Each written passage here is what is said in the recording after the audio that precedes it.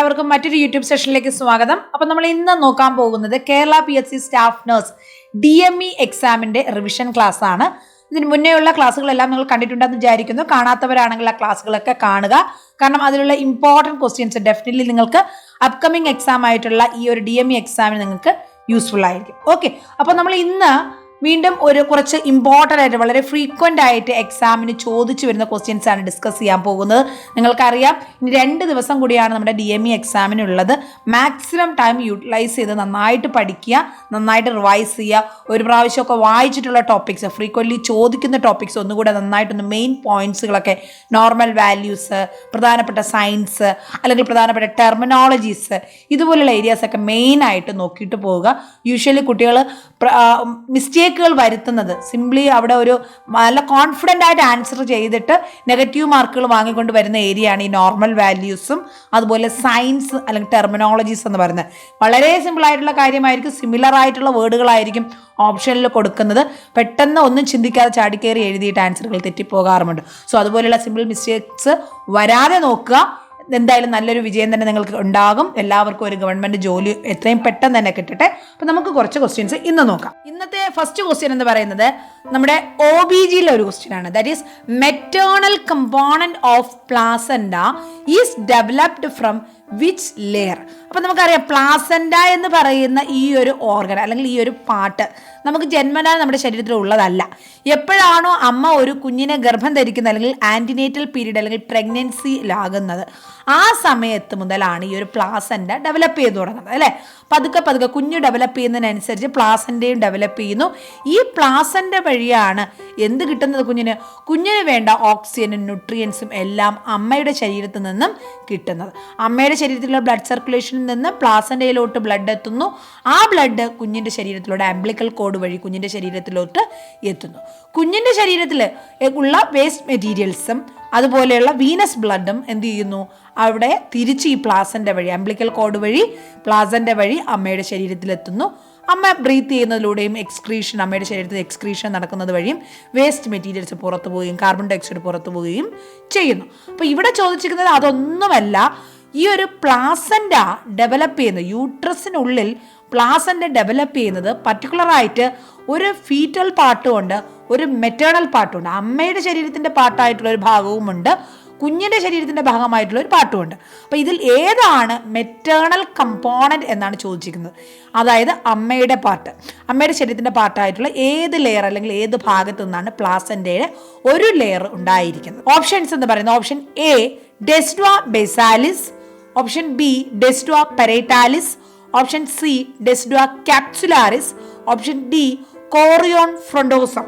അപ്പോൾ നമ്മുടെ മെറ്റേണിറ്റി അല്ലെങ്കിൽ നമ്മുടെ OBG ഗൈനക്കോളജി എന്ന് പറയുന്നത് വളരെ ഇമ്പോർട്ടൻ്റ് ആയിട്ട് ഫ്രീക്വൻ്റ്ലി എപ്പോഴും ക്വസ്റ്റ്യൻസ് ഉണ്ടാകുന്ന, എക്സാമിന് ഉണ്ടാകുന്ന ഒരു ഏരിയ തന്നെയാണ്. മിനിമം ഒരു 5 ക്വസ്റ്റ്യൻ OBGയിൽ നിന്ന് ഉണ്ടാകാറുണ്ട്. അപ്പോൾ ഏറ്റവും ബെസ്റ്റ് DC ദത്ത ബുക്ക് വെച്ച് തന്നെ പഠിക്കുന്നതാണ്. കാരണം എല്ലാ കാര്യങ്ങളും അതിനകത്ത് മെൻഷൻ ചെയ്തിട്ടുണ്ടാകും. കാരണം നിങ്ങൾ അത് എന്തുകൊണ്ട് എനിക്ക് അത്രയും ഉറപ്പിച്ച് പറയാൻ പറ്റുമെന്ന് പറഞ്ഞാൽ, നിങ്ങളൊരു ക്വസ്റ്റ്യൻ പേപ്പർ എടുത്തിട്ട് അതിലുള്ള OBG ക്വസ്റ്റ്യൻസിൻ്റെ ആൻസേഴ്സ് തപ്പി നടക്കുമ്പോൾ നിങ്ങൾ വേറെ ക്വസ്റ്റ്യൻ ബാങ്കുകളോ ഒന്നും നോക്കണ്ട. DC ദത്ത ബുക്കിനകത്തു നിന്നായിരിക്കും കറക്റ്റായിട്ട് ആ ഒരു ക്വസ്റ്റ്യൻ പേപ്പർ തയ്യാറാക്കുന്ന ആളെ എക്സാക്ട് പോയിന്റ് തന്നെ കോപ്പി ചെയ്തിട്ടുള്ളൂ. സോ ഏതൊരു ക്വസ്റ്റ്യൻ്റെ ആൻസർ നിങ്ങൾക്ക് ആ ഒരു ടെക്സ്റ്റ് ബുക്കിനകത്ത് നിന്ന് കിട്ടും. അപ്പോൾ ആ ടെക്സ്റ്റ് ബുക്ക് വെച്ചിട്ടാണ് നിങ്ങൾ പഠിക്കുന്നതെങ്കിൽ ഗൈനക്കോളജി ആൻഡ് ഒബ്സ്റ്റട്രിക്സിൻ്റെ ഒരു ക്വസ്റ്റ്യന് നിങ്ങൾക്ക് ആൻസർ കറക്റ്റ് തെറ്റിപ്പോകാൻ ചാൻസ് ഇല്ല, കറക്റ്റ് ആകാതിരിക്കാൻ ചാൻസ് ഇല്ല. So here correct option is option A decidua basalis. Maternal component ആയിട്ടുള്ള ഡെസ്ഡ്വാ ബേസാലിസിൽ നിന്നാണ് പ്ലാസൻഡ ഡെവലപ്പ് ചെയ്തിരിക്കുന്നത്. പ്ലാസൻഡയുടെ മുഴുവൻ പാർട്ടല്ല, പ്ലാസൻഡയുടെ മെറ്റേണൽ കമ്പോണൻ്റ് മാത്രം. നമുക്ക് ആ പ്ലാസൻഡയുടെ ലെയർ ഡെവലപ്പ് ചെയ്യുന്ന രീതി ഈ ഒരു പിക്ചറിനകത്തുണ്ട്. ഇത് ഞാൻ DC ഡത്തയിൽ നിന്ന് എടുത്തത് തന്നെയാണ്. ഇത് ആക്ച്വലി ഡെവലപ്പ് ചെയ്യുന്നതിൻ്റെ എക്സ്പ്ലനേഷൻ ഇവിടെയുണ്ട്. അപ്പോൾ ഇത് ഇത്ര ഡീറ്റെയിൽ ആയിട്ട് പറയാനുള്ള സമയമില്ല, എന്നാൽ ജസ്റ്റ് ചുരുക്കി ഒന്ന് പറയാം. പ്ലാസൻഡ ഡെവലപ്പ് ചെയ്യുന്നത് 2 സോഴ്സസിൽ നിന്നാണ്. ഒരൊറ്റ പാർട്ടിൽ നിന്നല്ല ഡെവലപ്പ് ചെയ്യുന്ന, 2 സോഴ്സസിൽ നിന്നാണ്. പ്രധാനമായിട്ട് the principal component is fetal which develops from the chorion frondosum. അപ്പോൾ ഇന്ന് ചോദിച്ചത് മെറ്റേണൽ കമ്പോണൻ്റ് ആണെങ്കിൽ ഇനി മറ്റൊരു എക്സാമിന് എന്ത് ചോദിക്കാം? നമ്മുടെ ഫീറ്റൽ കമ്പോണൻറ്റ് അല്ലെങ്കിൽ പ്രിൻസിപ്പൽ കമ്പോണൻ്റ് എന്ന് പറയുന്നത് ഫീറ്റൽ കമ്പോണൻ്റ് അല്ലെങ്കിൽ ഫീറ്റൽ പാർട്ട് ഏതാണെന്ന് ചോദിക്കാം.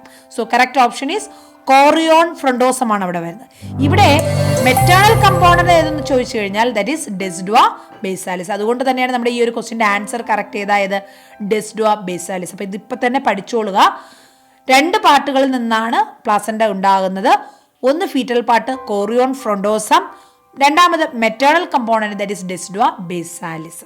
അപ്പോൾ ഈ ഒരു പാരഗ്രാഫ് വായിക്കാൻ സമയമുണ്ടെങ്കിൽ നിങ്ങളൊന്ന് ഇതുവരെ വായിച്ചിട്ടില്ലാത്തവരാണെങ്കിൽ ഒന്ന് ജസ്റ്റ് വീഡിയോ ഒന്ന് പോസ് ചെയ്ത് ഈ പാരഗ്രാഫ് ഫുള്ളായിട്ട് നിങ്ങൾക്കൊന്ന് വായിക്കാം.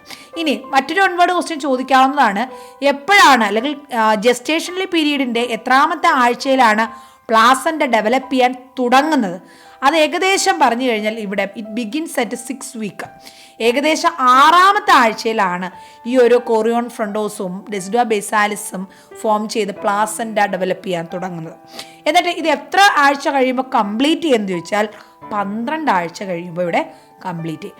6ാമത്തെ ആഴ്ചയിൽ കോറിയോൺ ഫ്രണ്ടോസും ഡെസിഡുവ ബേസാലിസും ചേർന്ന് പ്ലാസന്റ ഉണ്ടാകാൻ തുടങ്ങുന്നു. 12ാമത്തെ ആഴ്ചയാകുമ്പോൾ ഇത് ഏകദേശം എന്ത് ചെയ്യുന്നു? പ്ലാസന്റ കംപ്ലീറ്റ്ലി അവിടെ ഗ്രോൺ ആയിട്ടുണ്ടാവും. നിങ്ങൾക്ക് ഈ ഒരു പിക്ചറിൽ ഇവിടെ കാണാം. ഇതാണ് കോറിയോൺ ഫ്രണ്ടോസം എന്ന് പറയുന്നത്. ഈ ഒരു പാർട്ടാണ് കോറിയോൺ ഫ്രണ്ടോസം എന്ന് പറയുന്നത്. ഇത് ഡെസിഡുവ ബേസാലിസ് ആണ്. ഈ കോറിയോൺ ഫ്രണ്ടോസം ഫീറ്റൽസിൻ്റെ ഇവിടെയാണ് ഫീറ്റസ് വരുന്നത്. യോക്സാൽക്കും ഫീറ്റസും വരുന്നത്. ഇതിനകത്ത് അമ്നിയോട്ടിക് ഫ്ലൂയിഡ് വരുന്നുണ്ട്. ഈ ഒരു ഫീറ്റൽ പാർട്ടിൻ്റെ കോറിയോൺ ഫ്രണ്ടോസവും ഇതിൻ്റെ തൊട്ടടുത്തായിട്ട് മെറ്റേണൽ പാർട്ട്, ഇത് അമ്മയുടെ ശരീരമാണ്, യൂട്രസ് ആണ്. ഈ അമ്മയുടെ ഭാഗമായിട്ടുള്ള ശരീരഭാഗമായിട്ടുള്ള ഡെസിഡുവ ബേസാലിസ്. ഇത് രണ്ടും കൂടെ പിന്നെ പതുക്കെ എന്ത് ചെയ്യുന്നു? ഗ്രോ ചെയ്ത് ഇവ തമ്മിൽ ജോയിൻ ചെയ്തിട്ടാണ് എന്ത് ഡെവലപ്പ് ചെയ്യുന്നത്? ഇവിടെ ലാസ്റ്റ് പ്ലാസന്റ ഡെവലപ്പ് ചെയ്യുന്നത്. അപ്പോൾ ഇത്രയേ ഉള്ളൂ. ചുരുക്കി പറഞ്ഞു കഴിഞ്ഞാൽ ഇത്രയേ ഉള്ളൂ. പക്ഷേ ഈ ഒരു ഡെവലപ്മെൻറ്റ് സമയത്ത് തന്നെ വരുന്ന അടുത്ത ഇവിടെ ഈ ഒരു ഭാഗത്തിനാണ് ഡെസിഡുവ പരൈറ്റാലിസ് എന്നും, ഇതിൻ്റെ ഉള്ളിലുള്ള ഭാഗത്തിനെ ഈ ഒരു ഭാഗത്തിനെ ഡെസിഡുവ ക്യാപ്സുലാരിസ് എന്നും പറയാറുണ്ട്. ഓക്കെ, അപ്പോൾ ഡെസിഡുവ പരൈറ്റാലിസ്, കാരണം ആ ഒരു സിമിലാരിറ്റി, വേർഡിൻ്റെ സിമിലാരിറ്റി വെച്ചിട്ട് കൺഫ്യൂഷൻ വരരുത്. ഈ ഒരു ജസ്റ്റ് ഓപ്പോസിറ്റ് ഓഫ് പ്ലാസന്റയാണ് ആ ഒരു ഡെസിഡുവ പരൈറ്റാലിസ് മെൻഷൻ ചെയ്തിരിക്കുന്നത്. This is decidua parietalis. ഇതിൻ്റെ ഇൻസൈഡ് വരുന്ന ഈ ഒരു ഭാഗം ഡെസിഡുവയുടെ ലെയറിനെ ഡെസിഡുവ ക്യാപ്സുലാരിസ് എന്നാണ് പറയുന്നത്. ഓക്കെ, അപ്പോൾ അതുമായിട്ട് കൺഫ്യൂഷൻ വരരുത്. ഇത്ര ഓർത്തിരിക്കുക. എന്തൊക്കെ പറഞ്ഞു? മെറ്റൽ കമ്പോണന്റ് എന്താണെന്ന് പറഞ്ഞു, അതുപോലെ ഫീറ്റൽ പാർട്ട് എന്താണെന്ന് പറഞ്ഞു, ഇത് എപ്പോഴാണ് ഡെവലപ്പ് ചെയ്ത് തുടങ്ങുന്നതെന്ന് പറഞ്ഞു, എപ്പോൾ കംപ്ലീറ്റ് ആകുമെന്ന് പറഞ്ഞു. മിനിമം ഇത്രയുമെങ്കിലും. പിന്നെ ഇതിൻ്റെ എന്താ പറയുക, പ്ലാസന്റ പ്രീവിയ, അബ്രഷ്യോ പ്ലാസന്റ, ഇത് രണ്ടും വളരെ ഇമ്പോർട്ടൻ്റ് ആണ്. ഒരുപാട് തവണ എക്സാമിന് ചോദിച്ചിട്ടുള്ള ക്വസ്റ്റ്യൻസ് ആണ്. പ്ലാസന്റയുടെ നോർമൽ ഫീച്ചേഴ്സ് എന്തൊക്കെയാണ്, അബ്നോർമൽ ഫീച്ചേഴ്സ് അല്ലെങ്കിൽ എന്തൊക്കെ പ്രോബ്ലംസ് ആണ് അതിൽ ഡെവലപ്പ് ചെയ്യുന്നത്, ഇത്രയും നോട്ട് ചെയ്യുക ഒരൊറ്റ പ്ലാസന്റ എന്നുള്ളൊരു പോയിന്റിൽ നിന്ന്. Next question number 77. By which process glucose is transferred to the foetus? അപ്പം ഞാൻ ഓൾറെഡി പറഞ്ഞു, കുഞ്ഞിന് ആവശ്യമുള്ള എല്ലാ ന്യൂട്രിയൻസും അമ്മയിൽ നിന്നും കുഞ്ഞിലോട്ട് എത്തുന്നുണ്ട്. അത് ഏത് വഴിയായിരിക്കും? ട്രാൻസ്പോർട്ടേഷൻ വഴിയാണ് അല്ലേ? സെൽ ട്രാൻസ്പോർട്ടേഷൻ വഴിയാണ് ഇതെല്ലാം കുഞ്ഞിലോട്ട് എത്തുന്നത്. ഇതും DC ഡത്തയ്ക്കകത്ത് സെപ്പറേറ്റ് ആയിട്ട് ഓരോ മെറ്റീരിയൽസും ട്രാൻസ്പോർട്ട് ചെയ്യുന്നത് കൃത്യമായിട്ട് മെൻഷൻ ചെയ്തിട്ടുണ്ട്. എങ്ങനെയാണ് ഗ്ലൂക്കോസ് ട്രാൻസ്പോർട്ട് ചെയ്യുന്നത്, മറ്റു വസ്തുക്കൾ എങ്ങനെയാണ് ട്രാൻസ്പോർട്ട് ചെയ്യുന്നത്, എല്ലാം മെൻഷൻ ചെയ്തിട്ടുണ്ട്. അപ്പോൾ ഇവിടെ ചോദിച്ചിരിക്കുന്നത് ഫീറ്റസിൽ ഗ്ലൂക്കോസ് എങ്ങനെയാണ് എത്തുന്നത്, അത് ഏത് പ്രോസസ്സാണ്? നമ്മൾ ഫസ്റ്റ് ഇയറിൽ അല്ലെങ്കിൽ ഫസ്റ്റ് സെമസ്റ്ററിൽ തന്നെ നമ്മൾ നഴ്സിംഗ് പഠിച്ചു തുടങ്ങുമ്പോൾ തന്നെ ആദ്യമേ പഠിക്കുന്നത് സെല്ലാണ്. അപ്പോൾ അവിടെ തന്നെ സെല്ലിൻ്റെ transportation, osmosis, diffusion, facilitated diffusion, active transport, passive transport, exocytosis, pinocytosis, endocytosis, ഇങ്ങനെ എല്ലാ തരത്തിലുള്ള ട്രാൻസ്പോർട്ടേഷൻ സിസ്റ്റംസും പഠിക്കുന്നുണ്ട്. ഇതിൽ ചോദിച്ചത് ഗ്ലൂക്കോസ് എങ്ങനെ ട്രാൻസ്ഫർ ചെയ്യുന്നു. ഓപ്ഷൻസ് സിമ്പിൾ ഡിഫ്യൂഷൻ ആണോ, ഫെസിലിറ്റേറ്റഡ് ഡിഫ്യൂഷൻ ആണോ, പിനോസൈറ്റോസിസ് ആണോ, ആക്റ്റീവ് ട്രാൻസ്പോർട്ട് ആണോ? Correct option B, facilitated diffusion ആണ്. അപ്പോൾ ഈ ഓരോ വേർഡിൻ്റെ മീനിങ് അറിഞ്ഞിരിക്കണം. കാരണം എല്ലാ ക്വസ്റ്റ്യൻ പേപ്പറിലും, ഏതൊരു ക്വസ്റ്റ്യൻ പേപ്പർ, ഇപ്പം കേരള PSC ആയിക്കോട്ടെ അല്ലെങ്കിൽ മറ്റൊരു സെൻട്രൽ ഗവൺമെൻറ് എക്സാംസ് ലൈക്ക് നോർസെറ്റോ, നിംഹാൻസോ, ജിപ്മറോ, ശ്രീചിത്രയോ, ഇതുപോലുള്ള ഏതൊരു എക്സാമിനായാലും ക്വസ്റ്റ്യൻ പേപ്പറിലെ എല്ലാ ക്വസ്റ്റ്യനും ഒരിക്കലും ടഫായിരിക്കത്തില്ല. ഒരു 50% ക്വസ്റ്റ്യൻസ് നല്ല ഒരു അത്യാവശ്യം ആവറേജ് സ്റ്റുഡൻസിന് എഴുതാൻ പറ്റുന്നതായിരിക്കും. അതിലൊരു 10 ക്വസ്റ്റ്യൻസ് വന്നിട്ട് വളരെ ഈസി ആയിട്ടുള്ളത് ചോദിക്കും. അങ്ങനെ വളരെ ഈസി ആയിട്ടുള്ള ക്വസ്റ്റ്യൻസ് ചോദിക്കുമ്പോൾ അവിടെ ചോദിക്കുന്നതാണ് ഇതുപോലെയുള്ള വളരെ ബേസിക് ആയിട്ടുള്ള കാര്യങ്ങൾ, ഡിഫ്യൂഷൻ, ഓസ്മോസിസിൻ്റെ ഒക്കെ മീനിങ് വെച്ചിട്ട് ചിലപ്പോൾ അവിടെ ക്വസ്റ്റ്യൻസ് വരാം. അപ്പോൾ എങ്ങനെയാണ് ഇതിൻ്റെ ട്രാൻസ്പോർട്ടേഷൻ? അപ്പോൾ ഇവിടെ തന്നെ നമ്മുടെ പ്ലാസൻ്റയിലൂടെയാണ് എല്ലാ മെറ്റീരിയൽസും കുഞ്ഞിലോട്ട് പോവുകയും കുഞ്ഞിൽ നിന്ന് തിരിച്ച് അമ്മയുടെ ശരീരത്തിലോട്ട് പോവുകയും ചെയ്യുന്നത്. അപ്പോൾ ഇതിൻ്റെ പല മെക്കാനിസംസ് ഉണ്ട്. ഓരോ സാധനങ്ങളും ഓരോ സഹായത്തോടു കൂടിയാണ്, ഓരോ പ്രക്രിയ വഴി, ഓരോ പ്രോസസ്സ് വഴിയാണ് ട്രാൻസ്പോർട്ട് ചെയ്യുന്നത്. ഏതൊക്കെയാണ് മെയിനായിട്ടുള്ള മെക്കാനിസംസ് ഇവിടെ മെൻഷൻ ചെയ്തിട്ടുണ്ട്? സിമ്പിൾ ഡിഫ്യൂഷൻ ഉണ്ട്, ഫെസിലിറ്റേറ്റഡ് ഡിഫ്യൂഷൻ ഉണ്ട്, ആക്റ്റീവ് ട്രാൻസ്ഫർ ഉണ്ട്, എൻഡോസൈറ്റോസിസ് ഉണ്ട്, എക്സോസൈറ്റോസിസ് ഉണ്ട്, പിന്നെ ലീക്കേജ് വഴി. ഇതെല്ലാം ഈ ഒരു പ്ലാസൻ്റയിലൂടെ കുഞ്ഞിലോട്ടും കുഞ്ഞിൽ നിന്ന് അമ്മയിലോട്ടുമുള്ള ട്രാൻസ്പോർട്ടേഷൻ മെക്കാനിസത്തിൽ വരുന്നത് തന്നെയാണ്. ഇതിൽ ഈ ഒരു ട്രാൻസ്പോർട്ടേഷൻ മെക്കാനിസത്തിലൂടെയാണ് ഈ ഒരു പ്ലാസൻ്റ തന്നെയാണ്, അംബ്ലിക്കൽ കോഡ് തന്നെയാണ് കുഞ്ഞിൻ്റെ റെസ്പിറേറ്ററി ഫങ്ഷൻസ് നോക്കുന്നത്, എക്സ്ക്രീറ്ററി ഫങ്ഷൻസ് നോക്കുന്നത്, ന്യൂട്രിറ്റീവ് ഫങ്ഷൻസ് നോക്കുന്നത്, പിന്നെ എൻസൈമാറ്റിക് ഫങ്ഷൻസ് നോക്കുന്നത്, ബാരിയർ ഫങ്ഷൻസ് നോക്കുന്നത്. ഈ എല്ലാ ഫങ്ഷനും കുഞ്ഞിന് നടക്കുന്നത് എങ്ങനെയാണ്? കുഞ്ഞ് ജനിക്കുന്നത് മുന്നേ, ബർത്തിന് മുന്നേ കുഞ്ഞിനുള്ള എല്ലാ കാര്യങ്ങളും നടക്കുന്നത് ഈ ഒരൊറ്റ ട്രാൻസ്പോർട്ടേഷൻ സിസ്റ്റം വഴിയാണ്. അപ്പോൾ ഈ ഒരു ട്രാൻസ്പോർട്ടേഷനിൽ പല മെക്കാനിസം വഴി തന്നെയാണ് ഈ കാര്യങ്ങളെല്ലാം നടന്നു പോകുന്നത്. സമയമുണ്ടെങ്കിൽ ഇതൊന്ന് പോസ് ചെയ്ത് വായിക്കുക, ടെക്സ്റ്റ് ബുക്ക് ഉണ്ടെങ്കിൽ അത് വായിച്ചാലും മതി. കാരണം ഇന്നിവിടെ ഗ്ലൂക്കോസിൻ്റെ കാര്യം ചോദിച്ചെങ്കിൽ അടുത്ത ദിവസം എക്സ്ക്രീറ്ററി കാര്യം ചോദിക്കാം. ഇവിടെ എക്സ്ക്രീറ്ററി ഫംഗ്ഷൻ എങ്ങനെയാണ് നടക്കുന്നത്? Through simple diffusion. Waste products from the foetus such as urea, uric acid, creatinine are excreted in the maternal blood by simple diffusion. കുഞ്ഞിൻ്റെ ശരീരത്തിൽ നിന്നുള്ള, കിഡ്നിയിൽ നിന്നുള്ള waste, urea, uric acid, creatine പോലെയുള്ള റീനൽ വേസ്റ്റുകൾ അല്ലെങ്കിൽ nitrogenous വേസ്റ്റുകൾ അമ്മയുടെ ബ്ലഡിലോട്ട് ട്രാൻസ്പോർട്ട് ചെയ്യുന്നത് ഏത് മെക്കാനിസം വഴിയാണ്? സിമ്പിൾ ഡിഫ്യൂഷൻ വഴിയാണ്. അതുപോലെ തന്നെ റെസ്പിറേഷൻ നടക്കുന്നത്, റെസ്പിറേറ്ററി മൂവ്മെൻറ്റ്സ് കുഞ്ഞിന് അവിടെ റെസ്പിറേറ്ററി മൂവ്മെൻറ്റ്സ് അവിടെ ചെറുതായിട്ട് ഒബ്സർവ് ചെയ്യുന്നുണ്ടെങ്കിലും അവിടെ ഗ്യാഷ്യസ് എക്സ്ചേഞ്ച് ഒന്നും കുഞ്ഞിൻ്റെ ലങ്സിൽ നടക്കുന്നില്ല. അപ്പോൾ കുഞ്ഞിൻ്റെ ശരീരത്തിലുള്ള കാർബൺ ഡൈ ഓക്സൈഡിനെ അമ്മയുടെ ശരീരത്തിലോട്ട് കൊണ്ടുപോവുകയും അമ്മയുടെ ശരീരത്തിൽ നിന്നും ഓക്സിജൻ കുഞ്ഞിൻ്റെ ശരീരത്തിലോട്ട് എത്തുകയും ചെയ്യണം. അതെങ്ങനെയാണ് നടക്കുന്നത്? Through simple diffusion. അതും നോട്ട് ചെയ്തോളുക. അപ്പോൾ അതിൻ്റെ അളവുകളും കാര്യങ്ങളൊക്കെ കൊടുത്തിട്ടുണ്ട്, അതൊക്കെ ഒന്ന് വായിച്ച് നോക്കാം. നെക്സ്റ്റ് ഇവിടെ ന്യൂട്രിറ്റീവ് ഫംഗ്ഷൻ. ന്യൂട്രിറ്റീവ് ഫംഗ്ഷൻ എന്ന് പറഞ്ഞാൽ അവിടെ ഗ്ലൂക്കോസ് മാത്രമല്ല, ലിപ്പിഡ്സ് വേണം, അമിനോ ആസിഡ്സ് വേണം, വാട്ടർ ആൻഡ് ഇലക്ട്രോലൈറ്റ്സ് വേണം, പിന്നെ നമുക്ക് ഹോർമോൺസ് വേണം, വിറ്റമിൻസ് വേണം. ഈ പറഞ്ഞ എല്ലാ ന്യൂട്രിയൻസും കുഞ്ഞിൻ്റെ നോർമൽ ഗ്രോത്തിന് അത്യാവശ്യമാണ്. അപ്പോൾ അവ ഓരോന്നും ട്രാൻസ്പോർട്ട് ചെയ്യുന്ന ഓരോ രീതിയിലാണ്. അപ്പോൾ അത് നിങ്ങൾ നോക്കി വെക്കുക. ഇവിടെ നമ്മുടെ ക്വസ്റ്റ്യൻ എന്ന് പറഞ്ഞത് ഗ്ലൂക്കോസ് ആണ്. ഗ്ലൂക്കോസ് എന്താണ്? ഈ ഒരു ഗ്ലൂക്കോസ് ആണ് കുഞ്ഞിൻ്റെ ഏറ്റവും പ്രധാനപ്പെട്ട പ്രിൻസിപ്പൽ സോഴ്സ് ഓഫ് എനർജി എന്നറിയപ്പെടുന്നത്. അത് ട്രാൻസ്പോർട്ട് ചെയ്യുന്നത് ഏത് മെക്കാനിസം വഴിയാണ്? ഫെസിലിറ്റേറ്റഡ് ഡിഫ്യൂഷൻ എന്നുള്ള മെക്കാനിസം വഴിയാണ്. കറക്റ്റ് ആൻസർ കിട്ടിയില്ലേ? Glucose transfer is happening through facilitated diffusion in fetus. ഫീറ്റസിലോട്ട് ഗ്ലൂക്കോസ് എങ്ങനെയാണ് ട്രാൻസ്പോർട്ട് ചെയ്യുന്നത്? ഫെസിലിറ്റേറ്റഡ് ഡിഫ്യൂഷൻ വഴിയാണ്. അതും നോക്കി വെക്കുക. ഓക്കെ, അപ്പോൾ ഇതുപോലെ സമയമുണ്ടെങ്കിൽ ബാക്കിയുള്ളതെല്ലാം water and electrolytes active transport വഴിയാണ്. അതെല്ലാം ഒന്ന് നോക്കി വെക്കാം. അതുപോലെ ഇവിടെ ഹോർമോൺസ് ഉണ്ട്, എൻസൈമാറ്റിക് ഫങ്ഷൻസ് ഉണ്ട്. ഇതിൽ നിന്ന് ഏത് വേണമെങ്കിലും ക്വസ്റ്റ്യൻസ് ചോദിക്കാവുന്നതാണ്. ഡീറ്റെയിൽ ഒരു പ്രാവശ്യമെങ്കിലും എല്ലാം ഒന്ന് വായിച്ച് നോക്കാൻ ശ്രമിക്കുക. Immunological functions. Next question, which is the most commonly used inhalation analgesia in labour? അപ്പോൾ നമ്മൾ അനാൽജസിയ അഡൽട്ട് ഹെൽത്ത് നഴ്സിംഗ് അല്ലെങ്കിൽ മെഡിക്കൽ സർജിക്കൽ നഴ്സിങ്ങിനകത്ത് അനസ്തീഷ്യ മെത്തേഡ്സുകളെ കുറിച്ചും അനാൽജസിയെക്കുറിച്ചും ഒക്കെ നമ്മൾ പഠിച്ചിട്ടുണ്ട്. അപ്പോൾ ഇവിടെ ചോദിച്ചിരിക്കുന്നത് ഇൻഹലേഷൻ അനാൽജസിയ ഏതാണെന്നാണ് ചോദിച്ചിരിക്കുന്നത്. എൻഡനോക്സ് ആണോ, നൈട്രിക് ഓക്സൈഡ് ആണോ, മെപ്താസിനോൾ ആണോ, ഡയാമോർഫിൻ ആണോ? So the correct option Entonox. Entonox ആണ് ഇൻഹലേഷൻ മെത്തേഡ് വഴി പേഷ്യൻസിന് വേദന കുറയ്ക്കാൻ അല്ലെങ്കിൽ അനാൽജസിക്കായിട്ട് കൊടുക്കുന്നത്. ഇൻഹലേഷൻ മെത്തേഡ് വഴി നൈട്രസ് ഓക്സൈഡ് കൊടുക്കാറുണ്ട്. അതുപോലെ എൻഡനോക്സ് ഹെപ്പാറ്റസ് യൂസ് ചെയ്തിട്ടാണ് ഈ ഒരു ഇൻഹലേഷൻ മെത്തേഡ് നടപ്പിലാക്കുന്നത്. Okay, next question 79. The method and practice of teaching adult learners is termed as. അപ്പോൾ ഇത് ഏത് സബ്ജക്റ്റാണ്? നമ്മുടെ നഴ്സിംഗ് എഡ്യൂക്കേഷൻ ആൻഡ് ടെക്നോളജി.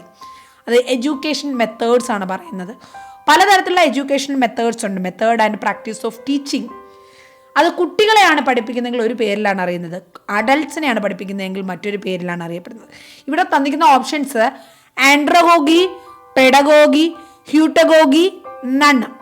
ഏതായിരിക്കും കറക്റ്റ് ഓപ്ഷൻ? അഡൽട്ട് ലേണേഴ്സ് എന്ന് പറയുമ്പോൾ കറക്റ്റ് ഓപ്ഷൻ എ ആൻഡ്രഗോഗിയാണ്. അപ്പോൾ എന്താണ് പെഡഗോഗി എന്ന് പറഞ്ഞാൽ? കുട്ടികൾക്ക് പഠിപ്പിക്കുന്ന method. The method and practice of teaching children അല്ലെങ്കിൽ ചൈൽഡ് ലേണേഴ്സ്, ഇതിനെയാണ് പെഡഗോഗി എന്ന് പറയുന്നത്. അപ്പം നിങ്ങൾക്കൊരു ഡൗട്ട് വരും, എന്താണ് ഹ്യൂട്ടഗോഗി എന്ന് പറഞ്ഞാൽ. ആൻഡ്രോഗോഗി അഡൽട്ട് ലേണേഴ്സ് ആണെങ്കിൽ, പെഡഗോഗി ചിൽഡ്രൻ ആണെങ്കിൽ അല്ലെങ്കിൽ ചൈൽഡ് ആണെങ്കിൽ, 18 വയസ്സിന് താഴെയുള്ള കുട്ടികളാണെങ്കിൽ. ഹ്യൂട്ടഗോഗി എന്ന് പറഞ്ഞാൽ എന്താണ്? പ്രായമുള്ളവരെ പഠിപ്പിക്കുന്നതാണോ? ഇല്ല. അവർ പഠിക്കുന്ന മെത്തേഡിനനുസരിച്ച് അഡൽട്ട് ലേണേഴ്സ് തന്നെയാണ്, പക്ഷേ ഹൈലി മെച്യൂർ ആയിട്ടുള്ള ഒരു ലേണിംഗ് പ്രോസസ്സും എക്സ്പീരിയൻസുമാണ് ഹ്യൂട്ടഗോഗിയിൽ കിട്ടുന്നത്. അവിടെ നിങ്ങൾ എന്താണോ പഠിക്കുന്നത്, ആ അഡൽട്ട് ലേണർ എന്താണോ പഠിക്കുന്നത്, അവർ സ്വയം തീരുമാനിച്ചു പഠിക്കുന്നു. Self determined, self directed, self guided in learning. നമ്മൾ സ്കൂളിൽ പഠിച്ചപ്പോൾ എങ്ങനെയായിരുന്നു? നമുക്ക് ഇഷ്ടമുള്ളതായിരുന്നോ പഠിച്ചത്? ഇല്ല. ടീച്ചേഴ്സ്, അവിടെ ഒരു കരിക്കുലം ഉണ്ട്. ആ കരിക്കുലം അനുസരിച്ച് ടീച്ചേഴ്സ് പറഞ്ഞ ബുക്കുകളിൽ ടീച്ചേഴ്സ് പറഞ്ഞു തന്നത് കേട്ട് അതാണ് നമ്മൾ പഠിച്ചത്. അവരുടെ നിയന്ത്രണത്തിലായിരുന്നു നമ്മൾ, അല്ലേ? അതുപോലെ തന്നെ അഡൽട്ട് ലേണേഴ്സിനും അവിടെ എന്താണ്? ആൻഡ്രോഗോഗി മെത്തേഡ് ആണെങ്കിൽ അവിടെ അവർക്കൊരു സിലബസ് ഉണ്ടാവും, ഒരു റിയൽ വേൾഡ് എക്സ്പീരിയൻസ് ഉണ്ടാവും. അവിടെയും ഒരു യൂത്ത് അല്ല, അല്ലെങ്കിൽ ആ ഒരു കുട്ടികളല്ല, കുറച്ചുകൂടെ പ്രായം മുതിർന്നു എന്നുള്ളതല്ലാതെ ലേണിംഗ് മെത്തേഡിലൊന്നും ഒരുപാട് മാറ്റങ്ങളൊന്നും അവിടെ ഉണ്ടാകുന്നില്ല. എന്നാൽ ഹ്യൂട്ടഗോഗി എന്ന് പറഞ്ഞാൽ നമ്മൾ എന്താണോ പഠിക്കുന്നത് അത് നമ്മുടെ ഇഷ്ടമായിട്ടാണ്. നമ്മൾ തന്നെ ഡയറക്റ്റ് ചെയ്ത്, നമ്മൾ തന്നെ ഗൈഡ് ചെയ്ത്, നമുക്ക് ഇഷ്ടമുള്ള റിസോഴ്സിൽ നിന്ന് നമ്മൾ പഠിക്കുന്നതിനെയാണ് ഹ്യൂട്ടഗോഗി എന്ന് പറയുന്നത്. അതിന് ഒരുപാട് പ്രത്യേകതകളൊക്കെ ഉണ്ട്. പക്ഷേ ഒൺവേർഡ് ക്വസ്റ്റ്യൻസിൽ അങ്ങനെ അതിൽ ഡീറ്റെയിൽ ആയിട്ടൊന്നും ചോദിക്കാൻ ചാൻസ് ഇല്ല. ഇതുപോലെ ഡെഫിനിഷൻ തന്നിട്ട് തിരിച്ചറിയാൻ ആയിരിക്കും ചോദിക്കുന്നത്. ജസ്റ്റ് നിങ്ങൾക്ക് വേണമെങ്കിൽ വായിച്ചു നോക്കാം അതിൻ്റെ മെത്തേഡുകൾ എങ്ങനെയാണ് അവിടെ റോൾ ഓഫ് ഇൻസ്ട്രക്ടർ അല്ലെങ്കിൽ ടീച്ചറിൻ്റെ റോള് എന്താണ്, എങ്ങനെയാണ് കുട്ടികൾക്ക് മോട്ടിവേഷൻ കൊടുക്കുന്നത്, എന്താണ് അതിൻ്റെ ഡിഫറൻസ് എന്നുള്ളത് ജസ്റ്റ് വായിച്ചു നോക്കാം. Next 80th question, harmonious blend of the diverse philosophies of education refers to. വളരെ ഇമ്പോർട്ടൻ്റ് ആയിട്ട് നമ്മൾ പഠിക്കുന്ന സമയത്ത് എസ് എ ക്വസ്റ്റ്യൻ ആയിട്ട് ചോദിക്കുന്ന 10 മാർക്കിൻ്റെയും 5 മാർക്കിൻ്റെ എസ് എ ആയിട്ട് ചോദിക്കുന്ന ഒരു ക്വസ്റ്റ്യനാണ് ഈ ഒരു ഫിലോസഫീസ് ഓഫ് എഡ്യൂക്കേഷൻ. നമ്മൾ ഒരുപാട് ഫിലോസഫീസ് പഠിച്ചിട്ടുണ്ട്. പെന്നലിസം, അതുപോലെ നാച്ചുറലിസം, ഐഡിയലിസം, റിയലിസം, എസെൻഷ്യലിസം, അങ്ങനെ പല എഡ്യൂക്കേഷൻ ഫിലോസഫീസ് പഠിച്ചിട്ടുണ്ട്. എന്നാൽ ഇവിടുത്തെ ക്വസ്റ്റ്യൻ അങ്ങനെയല്ല. പല ഫിലോസഫീസ്, വേരിയസ്, ഡൈവേഴ്സ്, പലതരത്തിലുള്ള ഫിലോസഫീസ് ഓഫ് എഡ്യൂക്കേഷനെ ഒരുമിച്ച് ബ്ലെൻഡ് ചെയ്തിട്ടുള്ള ഫിലോസഫി. അതിനെന്താണ് പറയുന്നത്? എക്ലക്റ്റിസിസം എന്നാണോ പറയുന്നത്? നാച്ചുറലിസം എന്നാണോ പറയുന്നത്? ഐഡിയലിസം എന്നാണോ പറയുന്നത്? റിയലിസം എന്നാണോ പറയുന്നത്? കറക്റ്റ് ആൻസർ എക്ലക്റ്റിസം ആണ്. അതായത് ഇത്രമാത്രം ഓർത്തിരുന്നാൽ മതി. പലതരത്തിലുള്ള ഫിലോസഫീസ് ഓഫ് എഡ്യൂക്കേഷനിൽ തന്നെ ഒരുമിച്ച് അതിൻ്റെ എല്ലാ ആസ്പെക്റ്റുകളും മിക്സ് ചെയ്തിട്ട് എടുക്കുന്ന ഫിലോസഫി ഓഫ് എഡ്യൂക്കേഷനെയാണ് ഹാർമോണിയസ് അല്ലെങ്കിൽ ഈ ഒരു എക്ലക്റ്റിസം എന്ന് പറയുന്നത്. അത് ഓർത്തിരിക്കാം. ഓക്കെ, ഇതിൻ്റെ ഈ ഒരു ഫിലോസഫീസ് ഓഫ് എഡ്യൂക്കേഷൻ എന്ന് പറഞ്ഞാൽ നമുക്ക് ഒരു ബോറൻ ടോപ്പിക്കാണ്. ആക്ച്വലി പഠിക്കുന്ന സമയത്ത് നമുക്ക് അത്രയും ഒരു ഇഷ്ടം തോന്നാറില്ല. കാരണം കുറേ പൈനിയേഴ്സ് ഉണ്ട്, അത് പറഞ്ഞ കുറേ ആൾക്കാരുണ്ട്, അവർ പറഞ്ഞ കാര്യങ്ങളെല്ലാം നമ്മൾ പഠിക്കണം. പക്ഷെ മിനിമം നിങ്ങൾ അത് എന്താണ് അതിൻ്റെ മീനിങ് എങ്കിലും നിങ്ങൾ പഠിക്കുക. ഒപ്പം ഓരോന്നിൻ്റെയും പൈനിയേഴ്സ്, അതായത് ആരാണ്, പ്ലാറ്റോ ആണോ, ആരാണ് രവീന്ദ്രനാഥ് ടാഗോർ ആണോ, ആരാണ് ഇതിൻ്റെ നേതാക്കന്മാർ, അതും കൂടെ പേരുകൾ പഠിച്ചു വയ്ക്കുക. കാരണം അതിൽ നിന്നും ക്വസ്റ്റ്യൻ ചോദിക്കാൻ ചാൻസ് ഉണ്ട്. ഈ 2 രീതിയിലാണ് ക്വസ്റ്റ്യൻ വരിക. ഒന്ന്, അത് എന്താണ് മീനിങ് എന്ന് അറിഞ്ഞിരിക്കുക. ഒരു ഡെഫിനിഷൻ തന്നാൽ അത് ഏത് ഫിലോസഫി ആണ് എന്നറിഞ്ഞിരിക്കുക. ഒപ്പം അത് ആരാണ് ഈ ഡെവലപ്പ് ചെയ്തത് അല്ലെങ്കിൽ ഈ ഒരു ഫിലോസഫിയെക്കുറിച്ച് പറഞ്ഞത്, അതും കൂടെ അറിഞ്ഞിരിക്കുക. അപ്പോൾ ഇവിടെ എൻ്റെ ജസ്റ്റ് മീനിങ് നിങ്ങൾ നോക്കാൻ വേണ്ടി ഞാൻ എൻ്റെ നോട്ട് കൊടുത്തിട്ടുണ്ട്. എക്ലക്റ്റിസിസം എന്ന് പറഞ്ഞാൽ pulling out and putting together the useful aspects of various diverse philosophies and forming one new philosophy of education. ഇവിടെ ഒരു ഫിലോസഫി, ഇവിടെ ഒരു ഫിലോസഫി, ഇവിടെ ഒരു ഫിലോസഫി, ഇവിടെ ഒരു ഫിലോസഫി, ഇവിടെ ഒരു 5 ഫിലോസഫി. ഇതിൽ നിന്ന് ഒന്നാമത്തെ ഫിലോസഫിയിൽ നിന്ന് ചില ആസ്പെക്റ്റുകൾ, എല്ലാം എടുക്കണമെന്നില്ല, ചിലത് കൊണ്ടുവന്നു. അടുത്ത രണ്ടാമത്തേത് 1-2 നമുക്ക് ഇഷ്ടപ്പെട്ടു. അങ്ങനെ എല്ലാത്തിൽ നിന്നും ചിലത് അവിടെ നിന്നെല്ലാം എടുത്ത് ഒരുമിച്ച് കൊണ്ടുവന്ന് മറ്റൊരു ഫിലോസഫി 6ാമത് ഡെവലപ്പ് ചെയ്യുന്നു. അതിനെയാണ് എക്ലക്റ്റിസിസം എന്ന് പറയുന്നത്. ഇതും എന്ത് തന്നെയാണ്? ഒരു ഫിലോസഫി ഓഫ് എഡ്യൂക്കേഷൻ തന്നെയാണ്. നെക്സ്റ്റ്, അതുപോലെയുള്ള മറ്റു ഫിലോസഫീസ്, പണ്ട് കാലം മുതലേ ഫോളോ ചെയ്യുന്ന എഡ്യൂക്കേഷൻ്റെ ഫിലോസഫീസ്, നാച്ചുറലിസം എന്ന് പറയുന്നത്. നാച്ചുറലിസം എന്ന് പറഞ്ഞാൽ പ്രകൃതിയിൽ ജീവിച്ച് പ്രകൃതിയെ മനസ്സിലാക്കി പ്രകൃതിയാണ് യാഥാർത്ഥ്യം എന്നുള്ള രീതിയിൽ പഠിക്കുന്നു. അപ്പോൾ എന്താണോ നമുക്ക് പ്രകൃതിയിൽ നിന്ന് കിട്ടുന്നത് നമ്മളത് പ്രകൃതിക്ക് തിരിച്ചു കൊടുക്കണം എന്ന് വിശ്വസിക്കുന്ന രീതിയിൽ, ആ രീതിയിലുള്ള എഡ്യൂക്കേഷനെയാണ് എന്ന് പറയുന്നത് നാച്ചുറലിസം എന്ന് പറയുന്നത്. നെക്സ്റ്റ്, ഐഡിയലിസം ഉണ്ട്, അതും പെർഫെക്ഷൻ. അതായത് ഈ ഒരു ഐഡിയലിസം എന്ന് പറയുന്നത് one of the most important philosophies that have ever formulated. This talks of the attainment of perfection of human beings. ഹ്യൂമൻ ബീയിങ്സിന് ഏറ്റവും മാക്സിമം എന്തിലെത്താമോ അതുവരെ എത്തുക. The basic belief of idealism is that man is the combination. മനുഷ്യൻ എന്ന് പറയുന്നത് സ്പിരിച്വാലിറ്റിയുടെയും material ആസ്പെക്റ്റിൻ്റെയും രണ്ടിൻ്റെയും ഒരു കോമ്പിനേഷനാണ്.